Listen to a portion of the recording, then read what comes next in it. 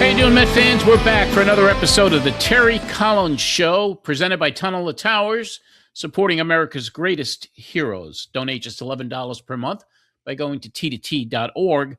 That's T, the number 2, T.org. I'm John Arezzi. We have another great show lined up for you this week, and it'll be a big one. We're going to bring on Terry Collins in just a second with our leadoff, which is going to feature Laura Albanese from Newsday and SNY's Baseball Night in New York, and Mike Puma from the New York Post. We're going to talk about the state of the Mets with Laura, TC, and Mike. And then later on, we have a really another special segment with Buck Showalter, former manager of the New York Mets, and he and TC and Laura will all be discussing what's going on with the New York Mets, and it's abysmal right now, as we all know. We have another Never Forget story this week featuring Howie Rose. We have a special birthday surprise later in the show for a lifelong Mets fan. But as always, we start off with the leadoff. And with the way the Mets are going right now, I'm looking forward to getting the perspectives of those guests today. So let's get right to it.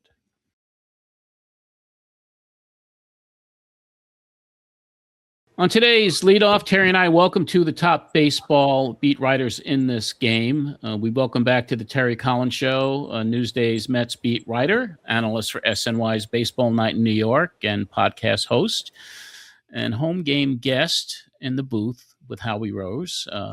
Let's say hello and welcome back, Laura Albanese. Laura, welcome back. Hi, thank you so much. Glad to be here. Yes, pleasure to have you here on such an interesting time for the Mets.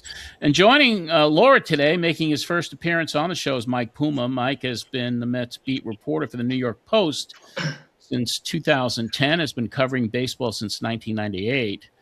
So Mike and Laura, pleasure to have you here today. Great to be on, John. Well, I appreciate you guys both coming on again today. And I know it's been tough. I've had a tough time watching the games, sitting here trying to wish him luck, and yet at the same time trying to analyze what's going on. So I'm sure you guys are doing the same.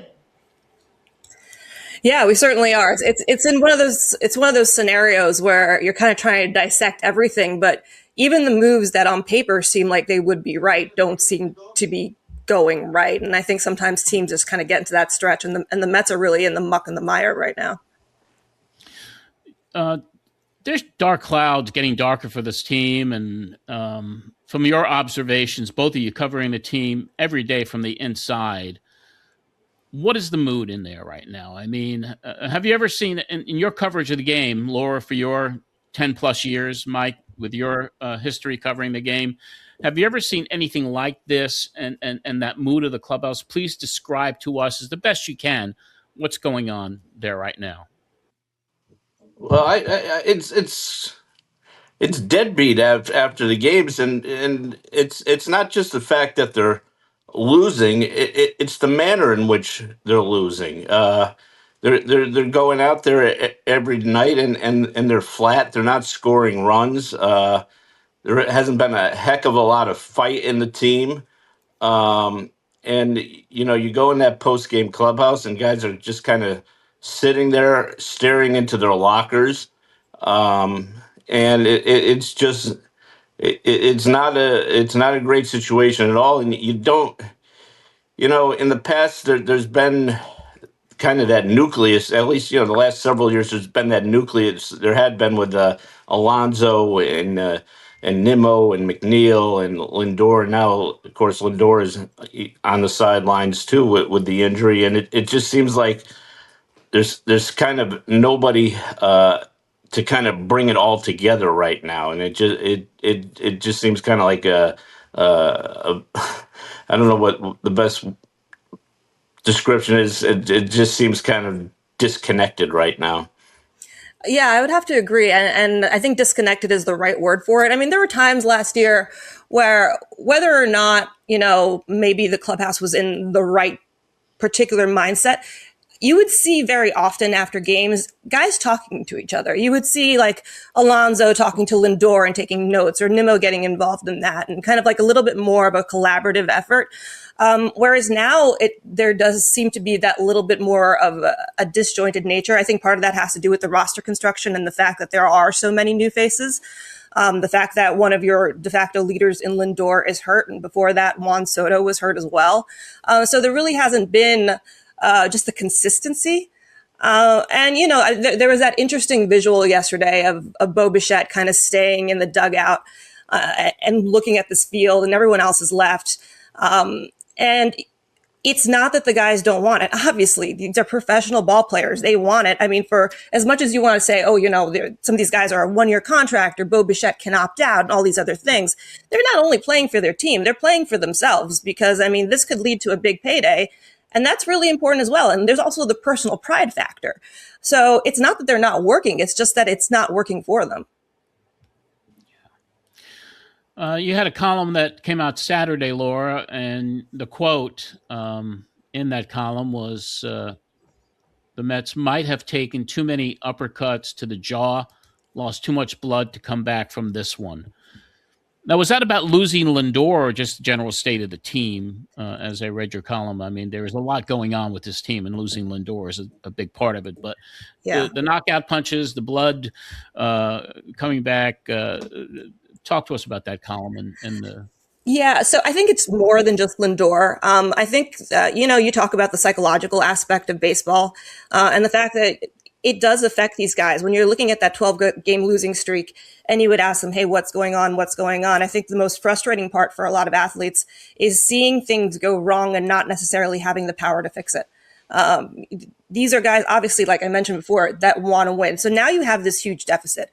Granted, it's April, and the NL East is not very strong, save for the Braves. So logically speaking, even if you look at the numbers, if you look at Fangraphs, the Mets still have a decentish chance of making the playoffs.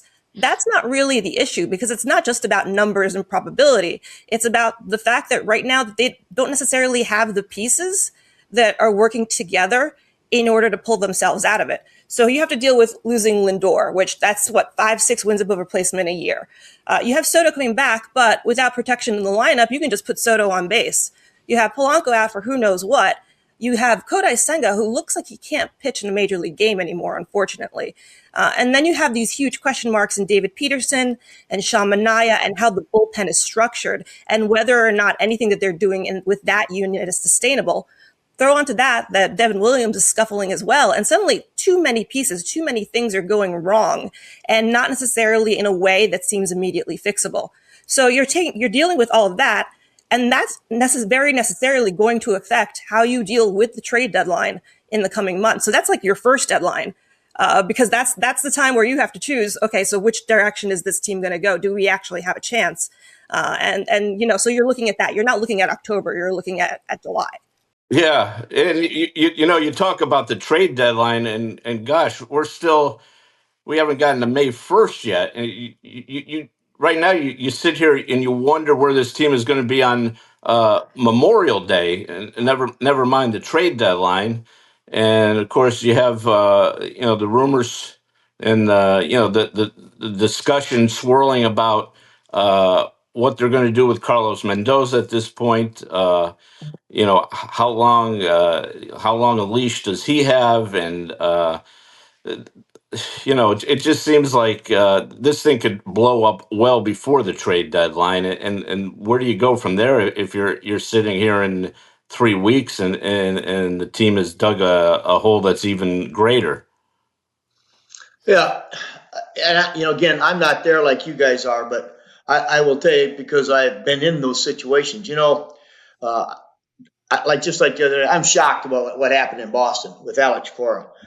He didn't just get dumb starting in April or the end of March this year. So, I think it's way too early to, and obviously it's New York. I totally understand. I got the fan base. I've got to understand what it's like in New York. But you've got to continue. And I know Carlos is doing this, but you've got to continue to.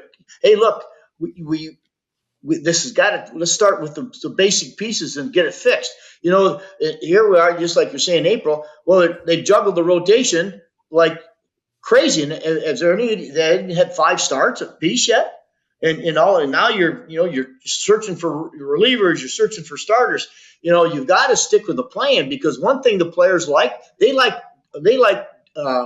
a plan in place. They like discipline. That's why everybody nowadays is writing tomorrow's lineup today so that the players have a plan. Well, you've got to stick with that plan, because if you show disarray and like lack of preparedness, the players are going to be doing the same thing. Like, hey, there's no direction here. So I think it's got to start at the top to where, hey, look, you know what? Yeah, we're going through a tough time. But 2 years ago, my God, they were talking about, the Mets being bad, and they end up going to the stinking NLCS. So, I even though it's ugly right now, who's to say they're not going to win 20 of their next 30 and get right back, and all of a sudden you look up and they're back in. It's anytime losing is a horrible, horrible thing in professional sports, because everybody wants answers immediately, and there are no answers. There are no immediate answers. I never had them. And we would sit there in coaches meetings and try to come up with something that, hey, look, should we change the lineup? And you'd have guys that say, no, players going to get affected because it looks like you're panicking. So I think it's a really tough situation. It's just that because of what happens leading into the season, everybody's raving this is a playoff team, World Series or boss kind of thing. You got to go play, man. You got to go play some games. It's easy to talk. I've said it. I used to tell our players, first day of spring training, 30 managers say the same thing. 30 managers saying exactly the same thing, maybe in a little different manner, but exactly the same thing. You got to go play the game. And you know what? And you got to take the bad times. But, it's for me, it starts with those veteran players. They've got to have some leadership. And I agree with what you guys said. If they don't have it, they better find somebody who can step up.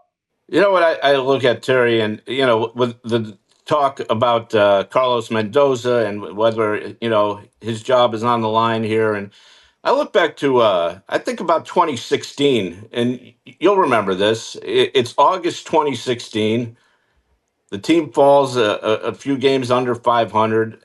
He had a really bad series up in Detroit, and Yep. there was talk at that time. Are they going to get rid of Terry Collins?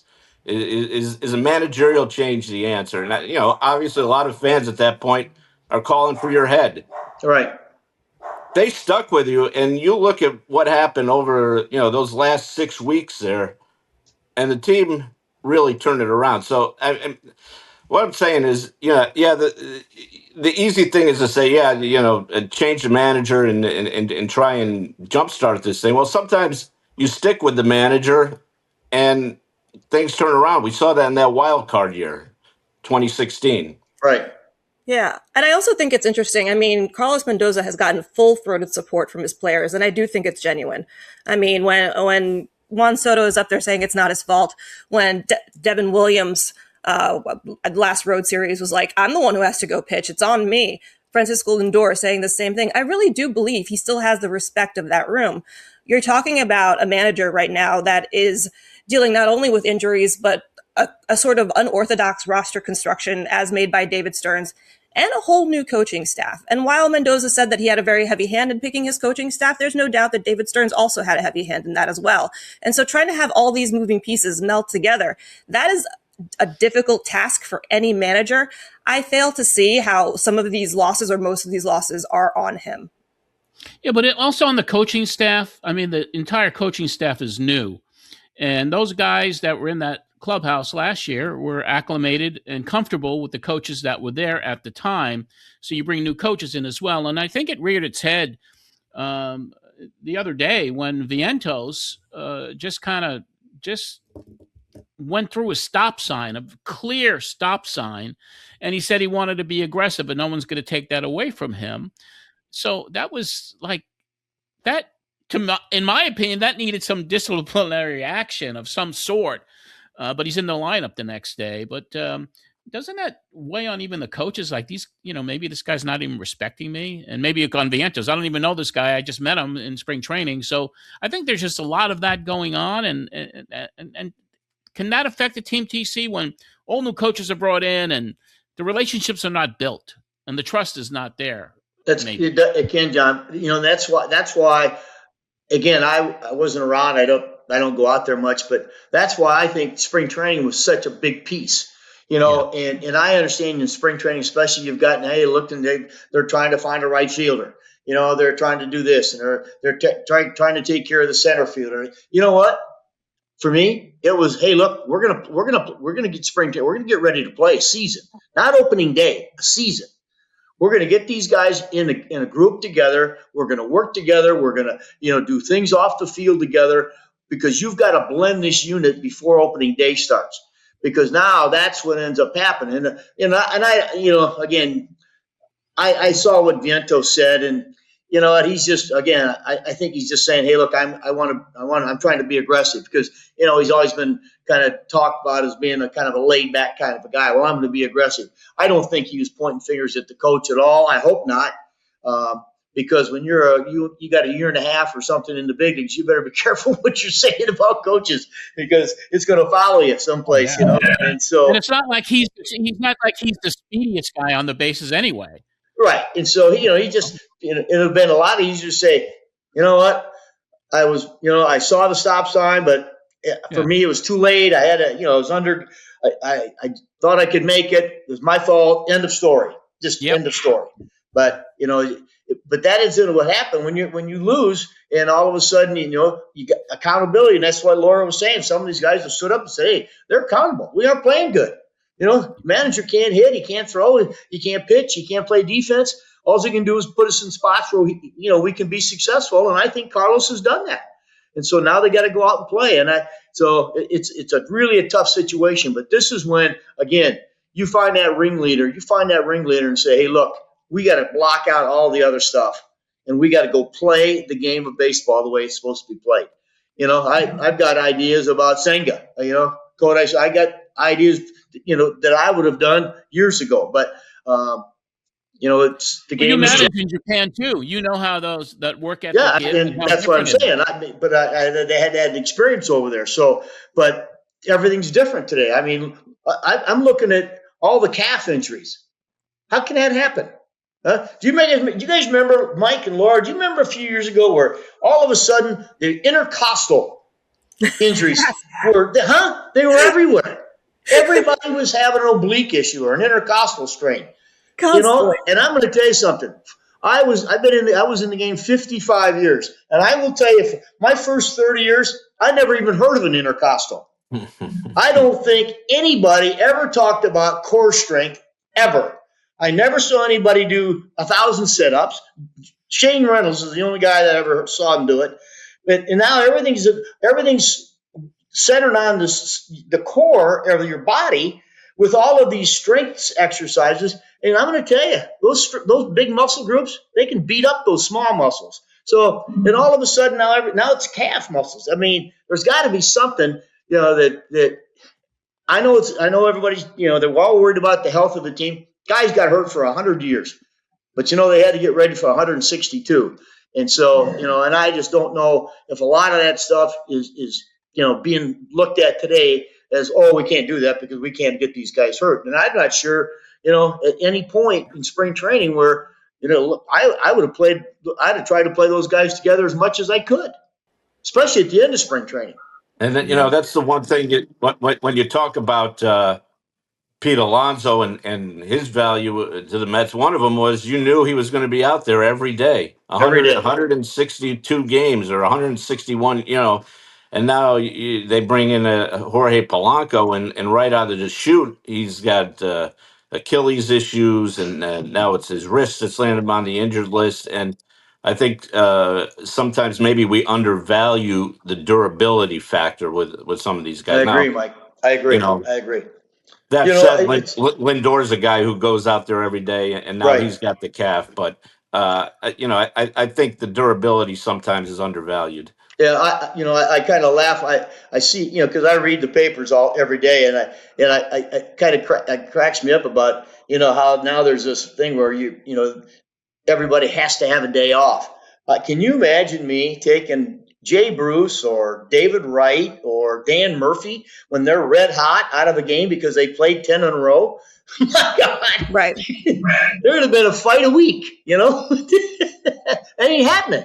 It's just, so now all of a sudden, maybe it's accepted. Maybe that's how they're brought up today through the minor leagues, that, hey, you're required to have a day off every 10 days. I have no idea, but because I'm not there. But boy, there was a time when, and I was a non-prospect. And I told you, I sat one year, I was hitting 350, and I sat for 52 straight games because the prospects played. That was what happened. You played the prospects. And in the big leagues, you play the best players. And you know what? You want to give them a day out, but you run the best players out there. And I just, it's, and I know it sounds easy, and I know it's not, because it is the big leagues, and the other teams are pros and big leaguers too. So, but I just, this for me is where the true pro puts his head down and said, you know what? I don't care what anybody says. We're going to go out there. We're going to show up, and we're going to go out, and this may be the last game we ever play. We're going to play from this day forward like it's the last game of our careers. Yeah. And see if you can bounce back. It's interesting that you talk about that, because when you look at some of the pieces that David Stearns put together, a lot of this was very predictable. So, okay, you get rid of Pete Alonso, like Mike said, is the guy who plays 162.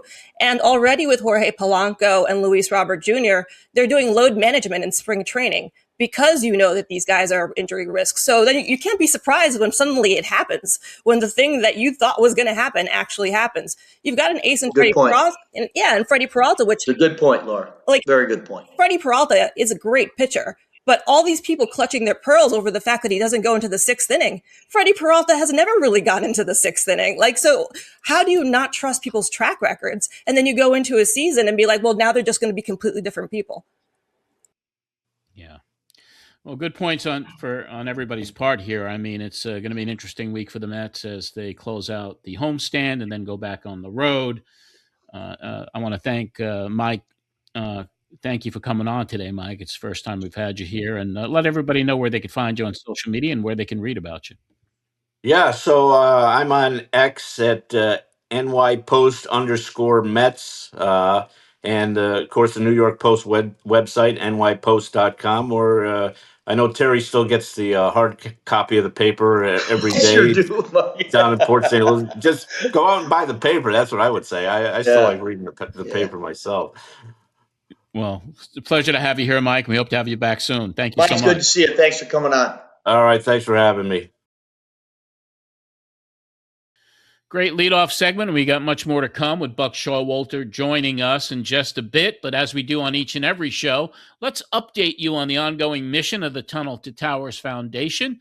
Tunnel to Towers Steel Across America tour is just getting underway. To mark the 25th anniversary of 9/11, the foundation is taking a steel beam recovered from the rubble of the Twin Towers on a trip from New York City to California and back. The 17,000-pound column is making 35 stops in more than 20 states. The tour begins on May 2nd, specifically near Ground Zero in Lower Manhattan, and this will allow people across the country to see this massive artifact up close and assure that we never forget the 9/11 terror attacks. For more information on Tunnel to Towers and the Steel Tour schedule, go to t2t.org.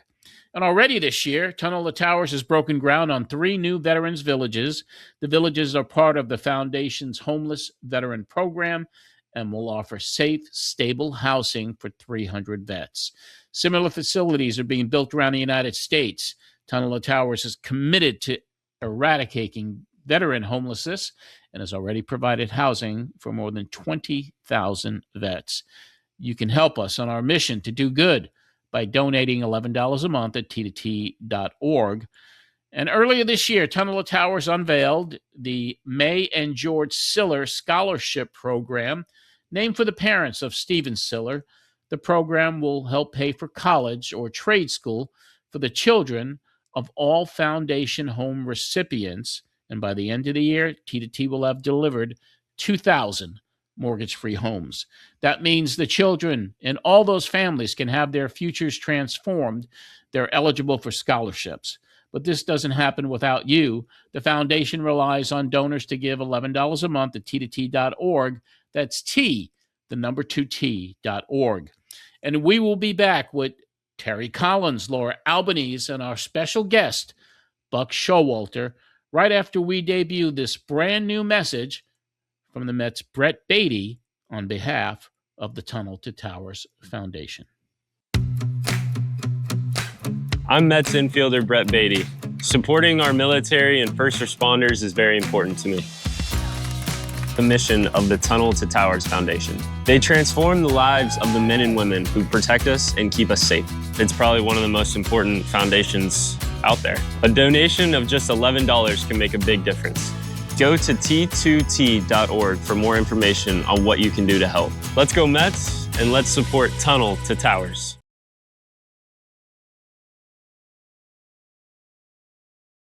On a special Talking with TC today, we're happy to bring back the former skipper of the New York Mets, former manager, the New York Yankees, Arizona Diamondbacks, Texas Rangers, Baltimore Orioles, currently an analyst, I believe still not with MLB Network, and you can hear his insights also on Foul Territory, that podcast as well. And we're going to welcome back to the Terry Collins Show, Buck Showalter. Buck, thanks for coming back on with us. Hi, John. You got Laura with us to stay out of trouble. I was going to mention that we've asked Laura to join us today because she's covering the Mets on a day-to-day basis. She's the beat writer for Newsday. She's an analyst for SNY's Baseball Night in New York. She's in the booth with Howie Rose on the home games in the fourth inning. And her analysis of the team, she writes about it every day. Sure do. So yes, you do, Laura. And I want to start off with everyone is calling for the head of Carlos Mendoza. I mean, it really is, it happens in the game. But I'm looking at even what the fans are thinking right now, not just the media and everyone clamoring for, Mendy's got to go. Last night at about 10 o'clock last night, I posted something on my Instagram and on my Twitter, Terry's accounts, just saying that Buck was going to be on with Terry today and Laura Albanese as well. And it's gotten over the last 12 hours, like 36,000 impressions on Instagram, another 25,000 on X, another 5,000 or 6,000 on Facebook, and not one. Well, if there is one, there's maybe 0.1% of people that are saying to get rid of Mendoza. They're clamoring for other changes about the construction of the team. They are a good, healthy part of them. And we wish we had Terry back. We wish he had Buck back. So everyone's calling for Mendoza's head. I want to get everybody's opinion here. Why does the sword have to fall on him if that's going to happen eventually? And I don't know who wants to start it off. And I just want to sit back and listen to all of you talk about it.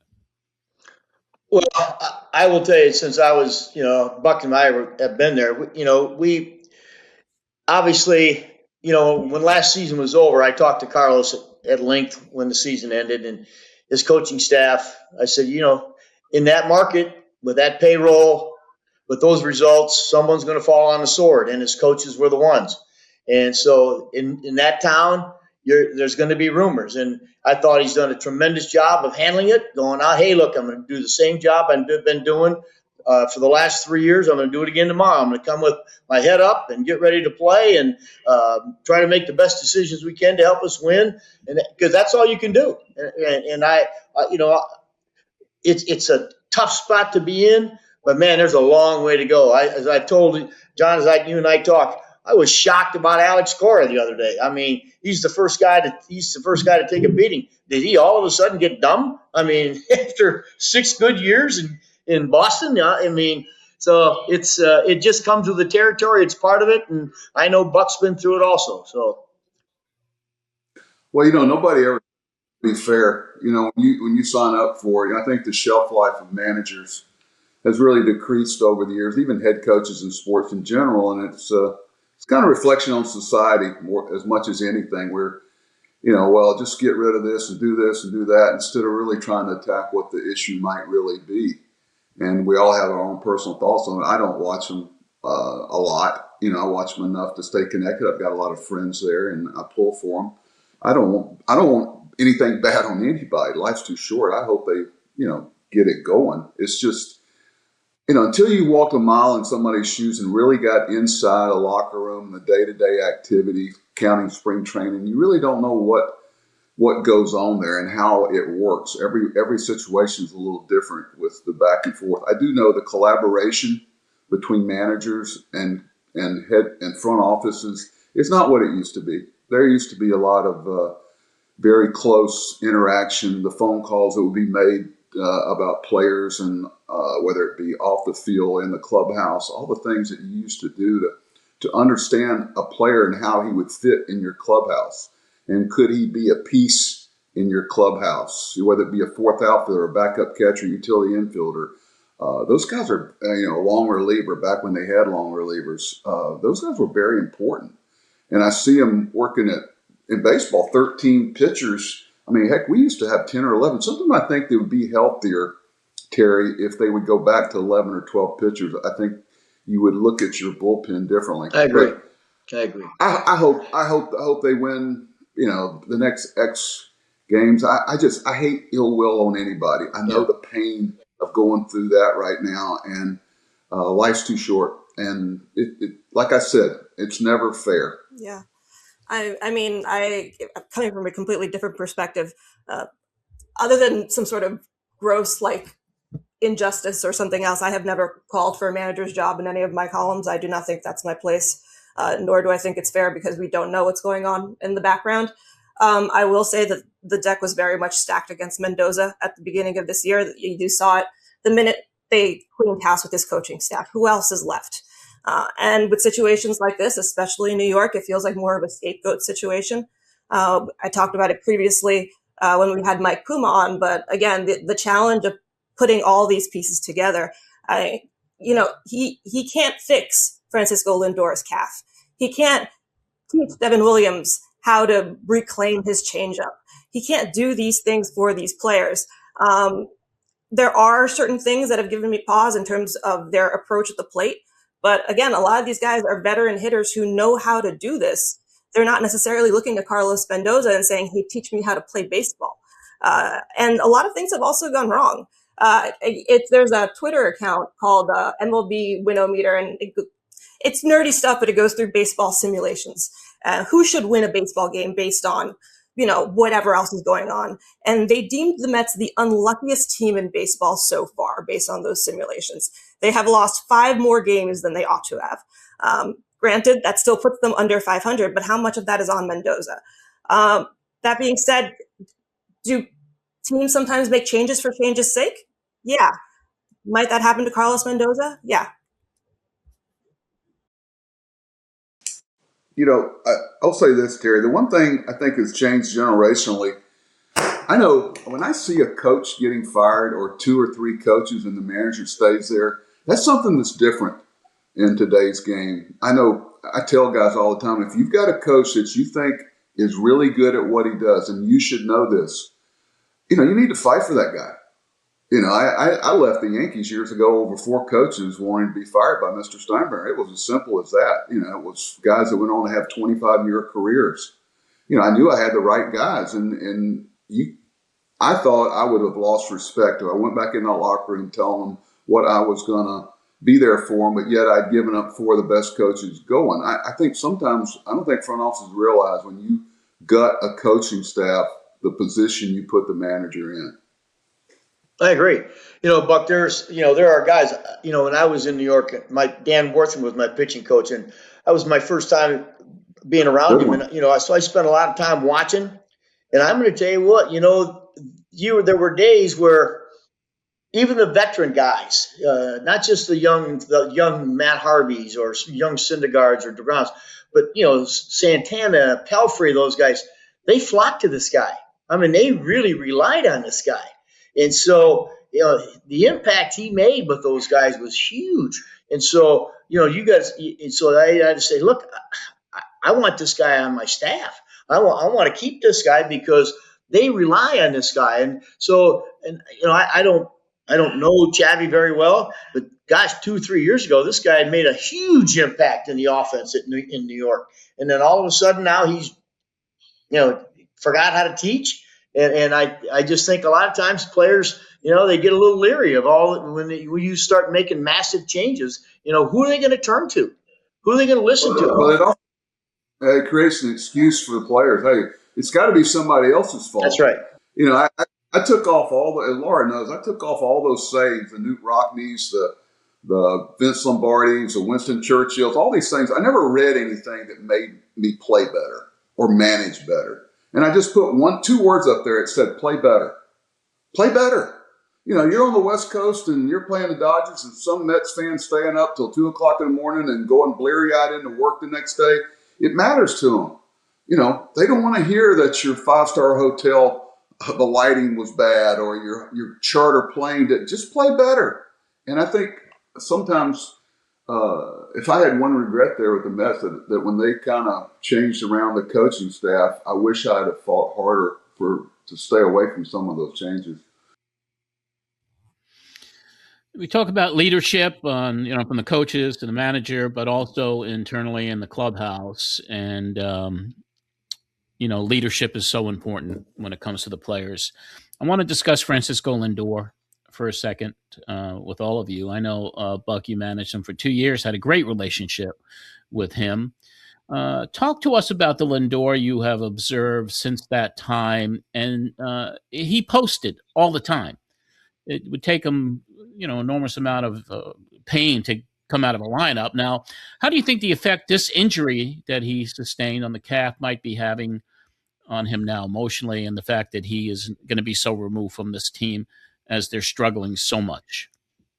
I think Terry knows this. Sometimes you can get too close to it. It almost can be a positive too, where you step back and things slow down and you go. I've said for years that I think some of the best development of players, especially young players, happens in the 2 months after the season's over, when they kind of step back and go, wait a minute, and it slows down. The game moves so fast sometimes during the season, and you can get in a rut. It's really about shortening the bad times and stretching out the good ones, so everybody's going to have them.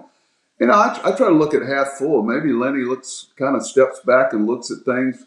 He's got a lot of irons in the fire. The only thing I ever told him there was, I didn't need him to be the spokesman. I didn't need him to be the captain. I didn't need him to get on his teammates. I just needed him to play shortstop.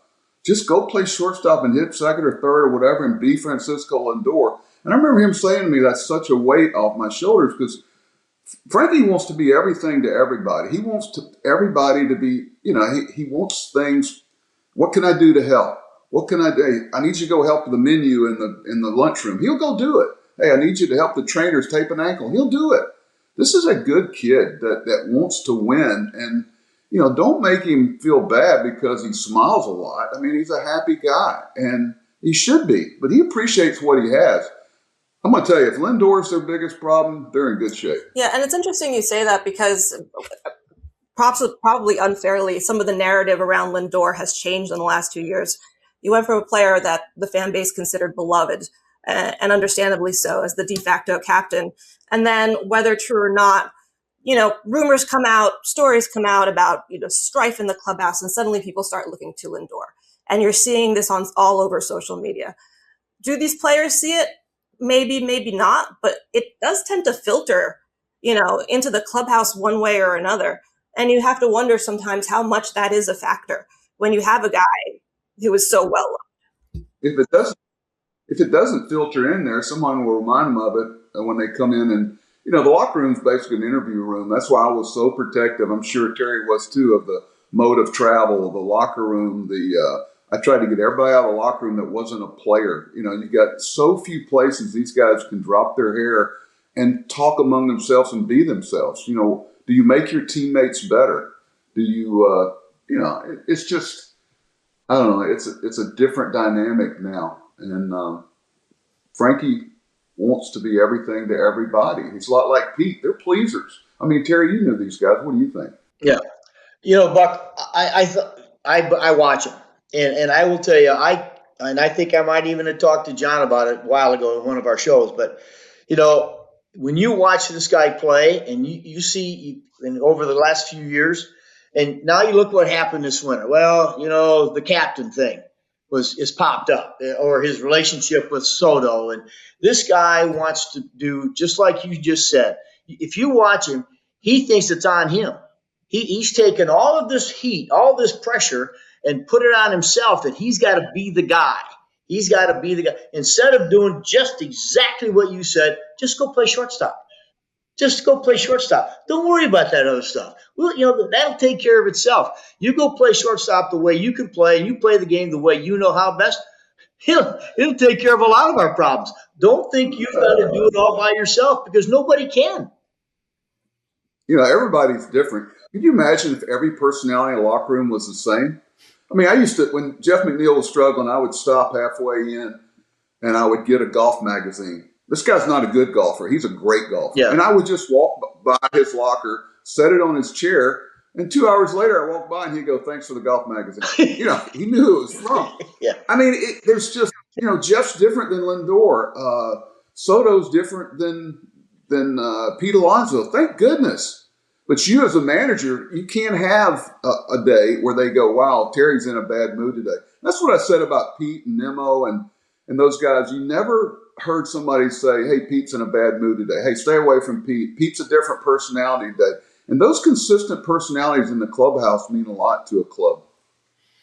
Well, it means also, when you have guys like Alonso that are gone and McNeil that is gone and the Nimmo trade, which really surprised a lot of people. And it's like that core of these guys that were there for years, that were the foundation, and now they're not there anymore. And now it's all, as Terry was saying, the pressure on Lindor has got to be tremendous. And Soto's kind of an inward guy. He's not going to be, happy-go-lucky, and he's very inward.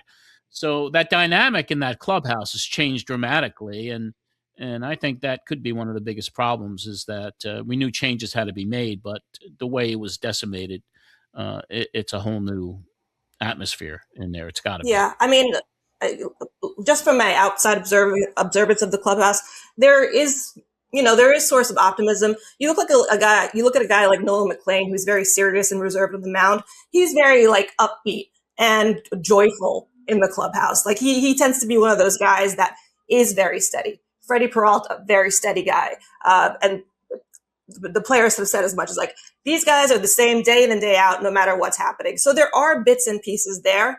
Marcus Semien, extremely steady. So we have to see how the pieces come together, because there are elements that absolutely do work. They're just not melding correctly right now. It's funny. They pulled the plug on our season in 23 in late June, early July. What percentage of their total season have they played, Laura? You can do terrible at math. All right, so let's break. What they played? I think we're up to 27 with the doubleheader. 29. 28. Okay, let's say 30. What percent of 162 is that? I don't know. I am not a math. 12%, maybe 12, 13% of the season is gone. Think about that. Think about Mac. I remember talking to Max Scherzer about going to the Rangers, and he was wanting to stay because Max didn't want to leave, and feel like he was deserting his teammates. But I knew what was going on there. We had so much of the season left. I really felt if we could have got, of course, as a manager, you're always going to feel that way, but you do what the organization wants to do. 18.5%, by the way. Wait. 18.5%. Thank you. Did you No, I'm terrible at math. I use a calculator. Hey, I got to say that. I want to say this while we're on the air. Laura is one of the few people that she asks the tough questions. But she frames them in a way, Terry, you know what I'm talking about, where you don't think it's personal. She asks the questions that fans want her to ask. But here's something she does a lot of people don't do. She watches the game. She watches every pitch. She knows what she's talking about. And I knew she was going to ask the question that needed to be asked, but the way she approached it, I tell you, the Mets fans are very lucky to have her, or all fans of whatever sport she's covering, because she's got a pure love of what she's doing. I really I want to get that out there. People don't realize how lucky they are. And I'm not going to be working with her again. So God bless her. She was one of the good ones. There are a lot of good ones in New York. That's really sweet. No, we're kind of She actually we're watched blessed the to have game her here too with us. This is the second season. Laura's been helping us with the show, and that's why I invite her on as often as we possibly can, because it's a dynamic, and what she brings to the table is just in a way that I always say she's a rising star. She's already a star, and we're She happy and better be. pleased to have her That's with nice, us. guys. Look, I'm she's very yes. blushing. I can tell I can't do She'll that. never be the same after this one. She'll never be the same after Terry and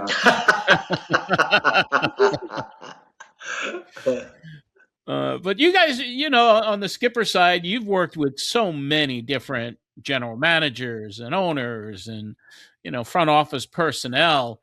Can you give it could be a tough question here, but can you compare somebody like a David Stearns to a Sandy Alderson and the differences and the dynamics, and kind of give us your assessment of the new, or I could just put it in the category of new school analytical, top guy, young guys that are taking over the game in comparison to some of the old school guys that might have still used analytics, but maybe handle things in a different way. Terry, I'm leaving that with Sandy. I barely got to work. I'd love to have worked with Sandy more. He was kind of in the background when I was there. Yeah. Good baseball man, tough, competitive. And that was one of the things. He was so prepared every day. I mean, that's why I used to.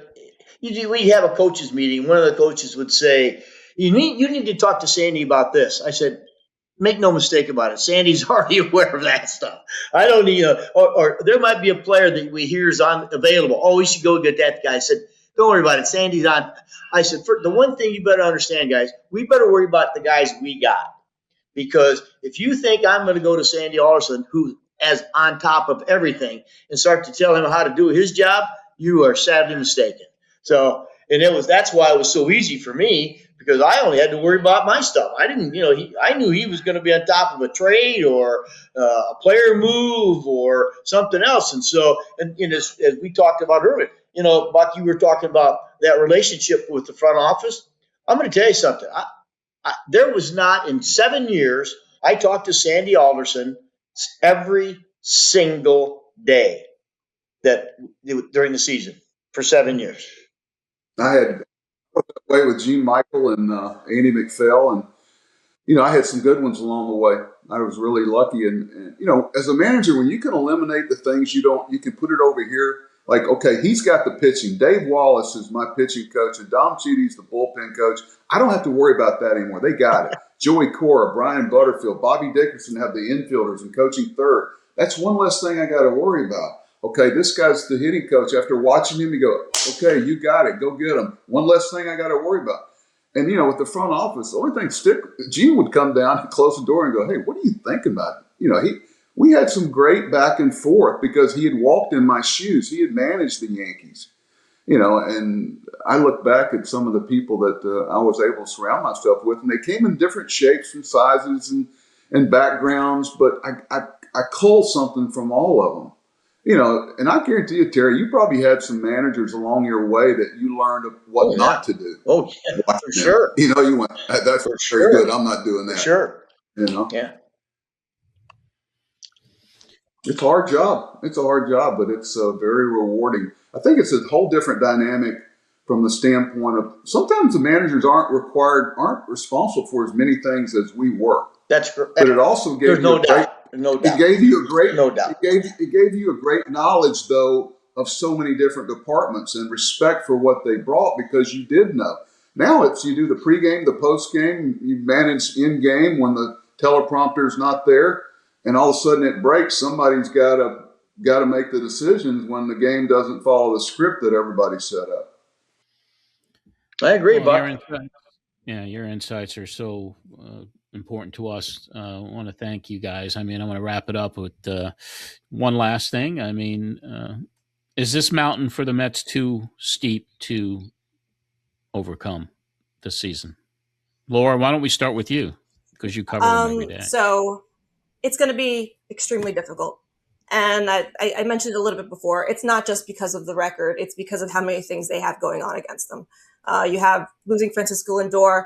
The one thing that kind of worries me about Lindor is that when Mendoza was asked about the grade of the calf strain, He was like, we don't know because the doctors need to keep examining him because of the possibility of another injury. So what does that say? I mean, you can extrapolate and say that could be an Achilles injury that they're not ruling out. So while we're looking at a 3-week timeline before they can reimage him, it is possible that this is going to be a lengthier stint on the injured list. That's going to be hard to come back from because of the lack of protection that Juan Soto has in the lineup, no timeline on Jorge Polanco, and just the state of the rotation after you get past those top 3. So many question marks with Kodai Senga, David Peterson, Sean Manaea. So when you add all of that together, I mean, this has the possibility to create a sustained run of losing. And if that happens, then you're really going to be in hot water. It's later than it looks on the calendar, personally, even though it is only April. Well, I know from a competitive standpoint, you would never give in as a manager or whatever. I would be, I guarantee say, oh, there's no team in the playoffs that started this, X, this. Well, let's be the first. Mm-hmm. Let's be the first. And, it's a snowball place, especially in New York. When things are going poorly, you can't do anything right. And you're going, really? It's what's the expression? The good Lord wouldn't give me more than I could handle, but I wish he didn't have so much confidence in me. That's the way it feels. So sometimes when it's snowballing good, you're going, wow, I can't believe we got away with that. And everything's coming up roses. And that's why when New York's a great place to be because, it can snowball so quickly and turn in a 10-day span. So, yeah, I'm always going to look at it half full, and I pull for good people. And I think Minnie's a good man and a good baseball guy with a good background. But if it can be figured out, he'll do it. Can I add one more thing, though? When we talk about that stat, no team that has ever lost 12 in a row, Guardians did it after losing 10 in a row. It's way easier to make the playoffs now. So I don't necessarily think that's like the 2 shots to the back of the head that everybody thinks. Laura, I was just going to say, it's a whole different game now with all of the playoff spots. But, and again, you said it. There's 18% of the games gone. Let's have the same discussion when June 1st comes. Because you could have a huge month of May, and all of a sudden, you're going to be right in the mix. So, I know it's a tough time. It's losing is horrible, horrible situation, especially in that town. But I'm going to have to be a little more patient and give it some more time. And just like Buck said, I'm going to go compete a little bit more. Terry, let me tell you one story, and I've never told it. I got a call from a GM years ago. I was actually at my alma mater with a ceremony, and he goes, "Hey, I can't watch this anymore. We're going to pull the plug. Would you consider coming in here and taking over the club?" This was in May, early May. I'm sorry, it was late April. And I said, you know what? I'm going to give you some advice as a friend. Let it play out. Just if you feel the same way in the middle of May, let's talk. But I think you should wait and give them up. They ended up winning the World Series. Okay. No kidding. That's a story.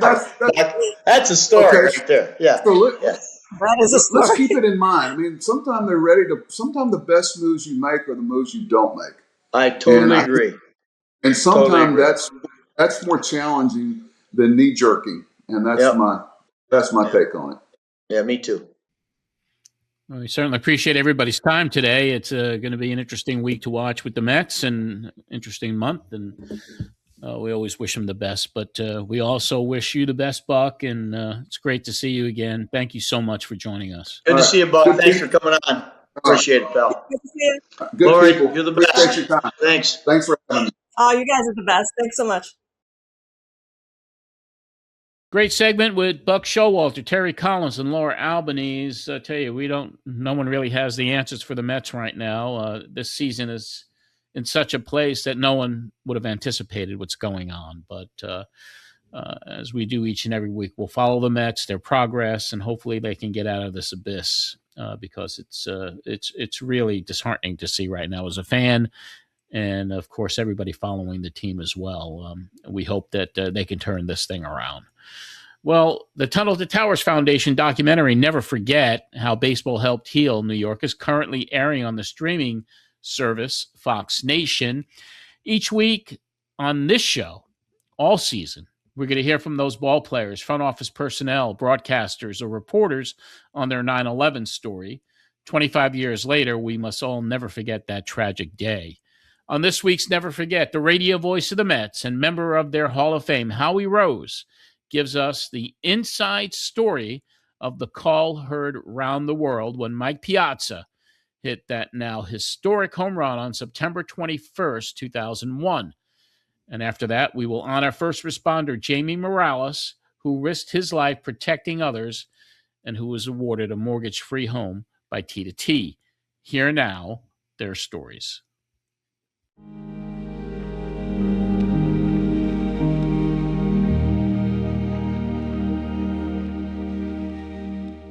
You know, that first game at Shea was only 10 days after the attacks. And a couple of hours before game time, the executives from the Madison Square Garden network, which is the network that had the rights to the games then, and they were our bosses, they came in and said to us, to Fran Healy and Ralph Kiner and myself, my broadcast partners, they said, look, this is going to be a game unlike any that any of us have ever been involved in. There are open wounds emotionally. So you cannot approach this game as an announcer the way you normally would. Don't emote the way you normally would because it's going to be different. Once we got to the 8th inning, there really hadn't been anything that happened in the game up until that point that tested the mandate that we were given by those executives at MSG Network. So I didn't feel that I had to pull the reins in on myself at any time during that game. But Mike Piazza was the centerpiece of that team. He was one of the most prominent stars in the game. And when he delivers the ball, Mike swings. And it's hit deep to left center. Andrew Jones on the run. This one has a chance. Home run! Full disclosure, off the bat, I kind of knew it was gone. But I've got those network guys in my head saying, stay calm, be cool, be muted, all of that. So as that ball is on its way to Great Neck, I'm saying this one has a chance. Yeah, it's got a chance to go where Easy Pass goes, but I couldn't get as excited as I normally would. And one of the things I'll never forget, in the aftermath of Mike having gotten back to the dugout, and I'm not sure exactly how long afterward it was, but our director showed an image, a shot from the crowd, of a couple of uniformed firefighters in full regalia. And they were celebrating. They were actually doing a little dance or a jig. They were so happy that Mike hit the home run. And to me, that's one of the most profound shots that I've ever seen in my life in any context, in television or in film, because it dawned on me instantly that, you know, here are two guys who might very well and quite probably have lost friends, comrades, God forbid, family just 10 days ago, but in the moment, they felt euphoric because of a baseball game. And what's more American than that? Today, we all gather here to honor a hero, Jamie Morales. Jamie answered the call. He knew that he was responding to what could have been a very violent scene of a suspected serial bank robber. He answered the call, and in his response, he suffered a catastrophic injury, which will affect him the rest of his life. I asked the doctor if I would ever walk again, and he said no. He said, "You'll never walk again."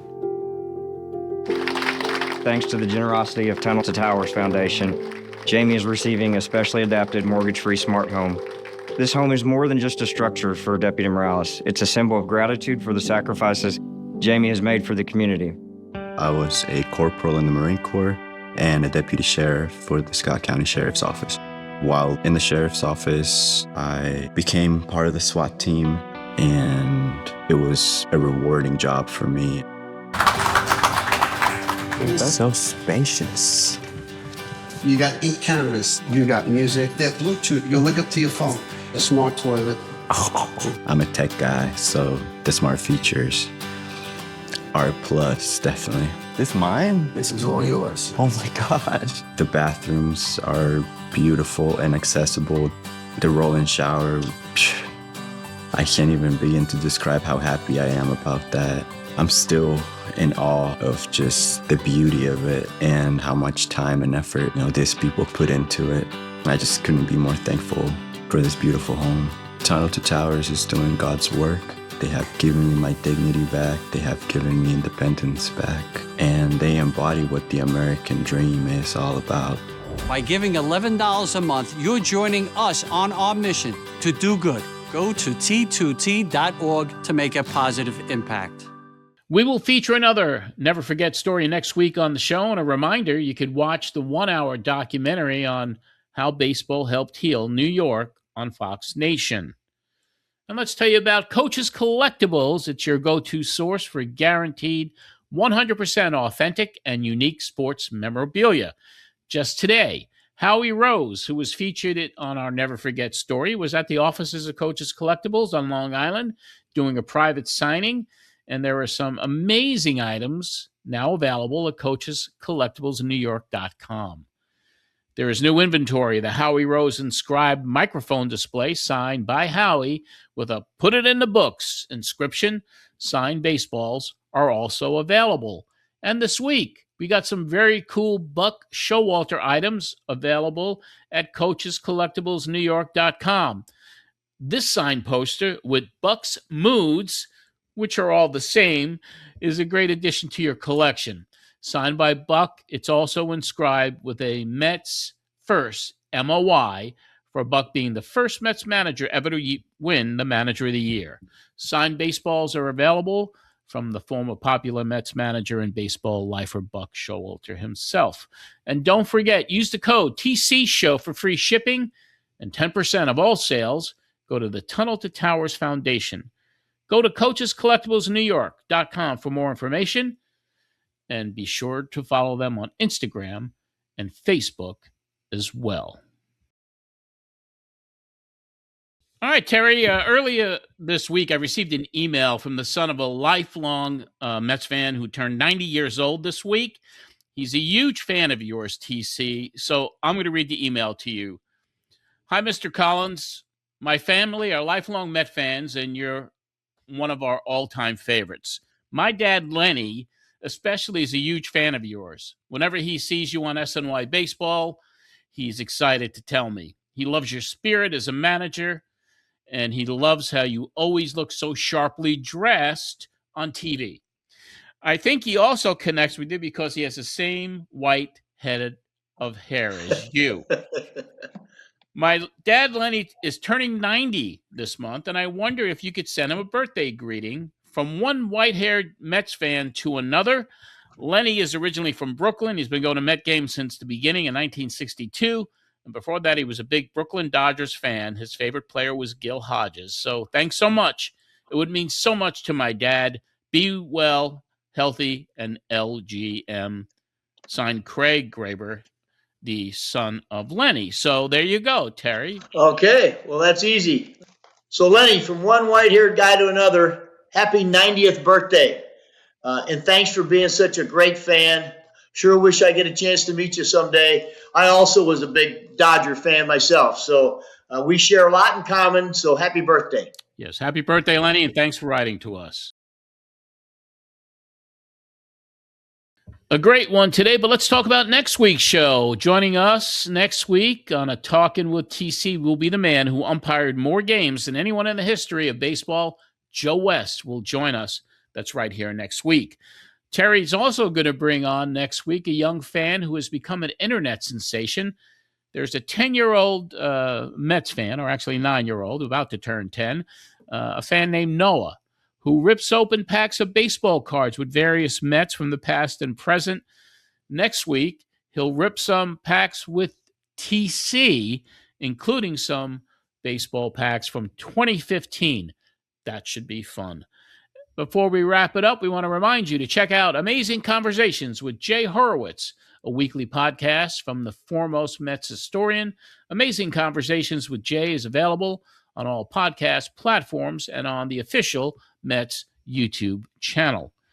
And for all of you out there, don't forget to subscribe to the Terry Collins Show on your favorite podcast platform or on our YouTube channel. Just hit subscribe on the platform of your choice.